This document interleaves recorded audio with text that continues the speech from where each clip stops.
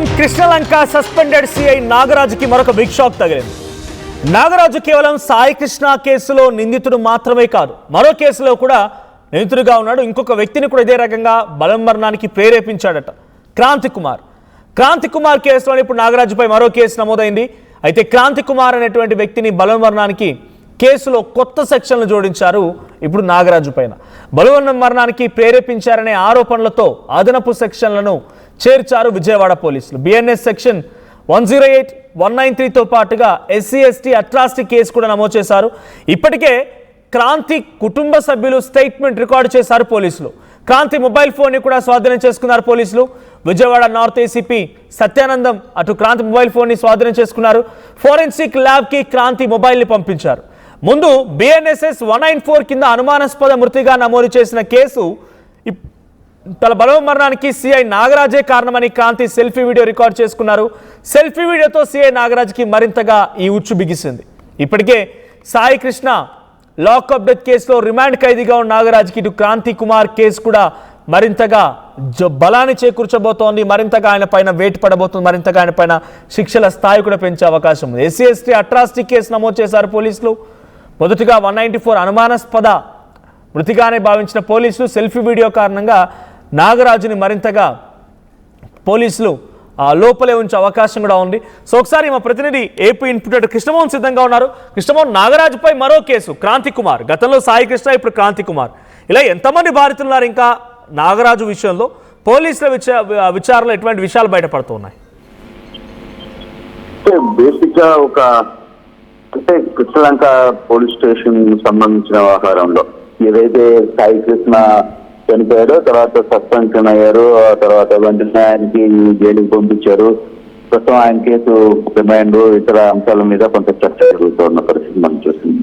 అయితే ఇప్పుడు ఈ కేసుకు సంబంధించి కాకుండా మరో కేసు, రెండో కేసు కూడా ఇతను బాధితుడు ఎవరైతే సాయి కృష్ణ ద్వారా అలాగే దానికంటే ముందు రోజే అంటే 20 అందరూ ఎక్స్పెక్ట్ చేసినట్టుగా 9, 10 జరుగుతున్నట్టుగానే అదే ముందు రోజు క్రాంతి కుమార్ కూడా ఈ వేధింపులు తట్టుకోలేక గులితులు మింగి అంటే అతను కూడా ఒక వీడియో రిలీజ్ చేశాడు. ఆ వీడియోలో చాలా క్లియర్ గా చెప్పాడు, నాకు ఈ వ్యవహారంలో సిఐ విపరీతంగా వేధిస్తున్నాడు, నేను చేయని తప్పను కూడా పిలిచి మరి ఇష్టం వచ్చినట్టు కొడుతున్నాడు అని చెప్పిన నేపథ్యంలో ఆయన గులికలు మందు మింగి చనిపోతాడు. అయితే దీని మీద తన తండ్రి వెంకటేశ్వరరావు వెంటనే అప్పుడు అసలు విషయం మీద కొంత సీరియస్గా కొంత గ్యాప్ తీసుకుని మళ్ళీ ఆయన ఇటీవల కాలంలో ఆయన మాట్లాడే ప్రయత్నం అయితే చేశారు సిఐ నాగరాజు వల్లే. ఎందుకంటే అప్పుడు సిఐ నాగరాజు పవర్లో ఉన్నాడు కాబట్టి అతను చెప్పినట్లు మేము నడుచుకోవాల్సి వచ్చింది. కానీ సాయి కృష్ణ కేసు బయటకు తన మీదకి వచ్చిన తర్వాత తాను కూడా తన మీదకి వచ్చి నా కొడుకు సాయి కృష్ణ వల్లే చనిపోయాడు. ఈ వ్యవహారం మీదనే కొంత సీరియస్ గా అంటే సామాజిక సంఘాలు, తర్వాత ఇతర నాయకులు, జగన్మోహన్ రెడ్డి కూడా వాళ్ళ ఇంటికి వెళ్ళి కలవడం, ఇవన్నీ కూడా కొంత తన మీదకి వచ్చిన నేపథ్యంలో ఈ రోజు ఈ కేసుకు సంబంధించి పోలీసులు కూడా ఇన్వెస్టిగేషన్ చేసిన నేపథ్యం అయితే చూడాలి.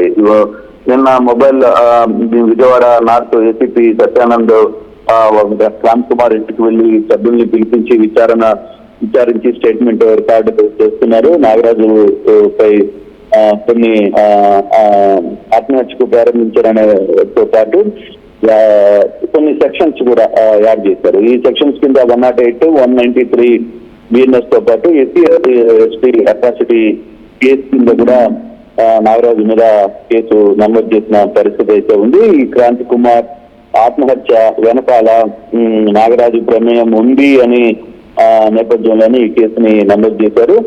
సాయి కృష్ణ లాకప్ డెత్ తర్వాత తన చావుకి కారణం నాగరాజు అంటూ ఏదైతే సెల్ఫీ వీడియో విడుదల చేశారో అప్పుడు దాకా ఈ వీడియోను కూడా పోలీసులు బయటికి విడుదల చేయలేదు. ఎప్పుడైతే నాగరాజు ఇష్యూ తెర మీదకి వచ్చిందో అప్పుడు ఈ వ్యవహారాన్ని తెర మీదకి తెచ్చే ప్రయత్నం అయితే చేశారు. దీంతో ఇప్పుడు క్రాంతి కుమార్ కి సంబంధించిన ఫోను ఇవన్నీ కూడా పోలీసులు స్వాధీనం చేసుకుని దాన్ని ఫోరెన్సిక్స్ పంపిస్తున్న పరిస్థితి అయితే ఉంది.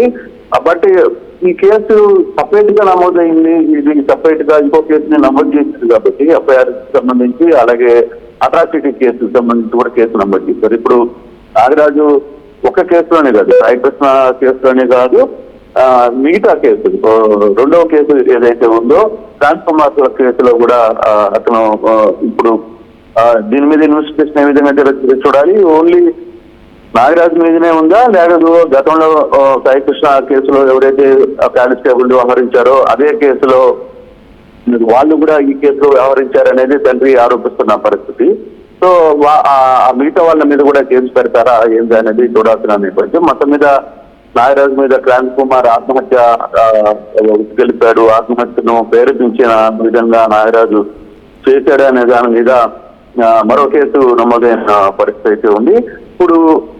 ఇప్పటికే సాయికృష్ణ కేసుకు సంబంధించి కొంత విచారణ జరుగుతుంది, సిట్ వేశారు దాని మీద పూర్తి స్థాయిలో. అయితే ఇప్పుడు క్రాంతి కుమార్ సంబంధించి వ్యవహారంలో ఏ విధంగా ముందుకు పోతారు, ఇదే సిట్ దాని మీద కూడా ఎంక్వైరీ చేసే పరిస్థితి ఉంటుందా, లేదు క్రాంతి కుమార్ కేసుకు సంబంధించి ఏ విధంగా ముందుకు వెళ్ళబోతుంది, ఫర్దర్ గా ఈ కేసుని ఎవరు ట్రీట్మెంట్ చూడబోతున్నా ఆ కేసుకు సంబంధించి పిటిషన్ చేసే పరిస్థితి ఉందా, తల్లిదండ్రులు ఏ విధంగా ముందుకు వెళ్తారనేది కూడా చూడాల్సిన పరిస్థితి కనపడుతుంది. కానీ నాగరాజు వ్యవహారం మీద ఒక్కొక్కటి వస్తున్న పరిస్థితి మనం చూస్తున్నాం. పోలీసులు కూడా ఇక్కడ కేసు కూడా నమోదు చేశారంటే పరిస్థితి ఎంత దూరం వెళ్ళింది అనేది మనకి అర్థమవుతుంది. Right, thank you Krishnamohan. So మొత్తంగా నాగరాజు పైన మరో కేసు నమోదు చేశారు పోలీసులు. సో క్రాంతి కుమార్ బలవన్మరణాన్ని కేసులో కొత్త సెక్షన్లను జోడించారు, బలవన్మరణానికి ప్రేరేపించారనే ఆరోపణలతో అదనపు సెక్షన్లను జోడించారు విజయవాడ పోలీసులు. అయితే BNSS 108, 193తో పాటుగా ICSC అట్రాసిటీ కేసును కూడా నమోదు చేశారు. ఇప్పటికే క్రాంతి కుటుంబ సభ్యుల స్టేట్మెంట్ కూడా రికార్డు చేశారు పోలీసులు. క్రాంతి మొబైల్ ఫోన్ని పూర్తిగా స్వాధీనం చేసుకున్నారు విజయవాడ నార్త్ ACP సత్యానందం. ఇక ఫోరెన్సిక్ ల్యాబ్కు కూడా పంపించారు క్రాంతి మొబైల్ ఫోన్ని. సో ముందుగా అనుమానాస్పద మృతిగా నమోదు చేసినటువంటి పోలీసులు కేసుని ఆ తర్వాత బలవన్మరణానికి ప్రేరేపించింది CI నాగరాజు అని తెలుసుకొని ఒక సెల్ఫీ వీడియోని చూసిన తర్వాత ఆయనపైన మళ్ళీ కేసు నమోదైంది. సో ఇంకా నాగరాజు బాధితులు ఎంతమంది ఉన్నారో చూడాలి. ముందు సాయికృష్ణ, ఇప్పుడు క్రాంతి, ఇంకా ఇలా ఎంతమంది యువకులు బయటకు వస్తారో చూడాల్సిన అవసరం అయితే ఉంది.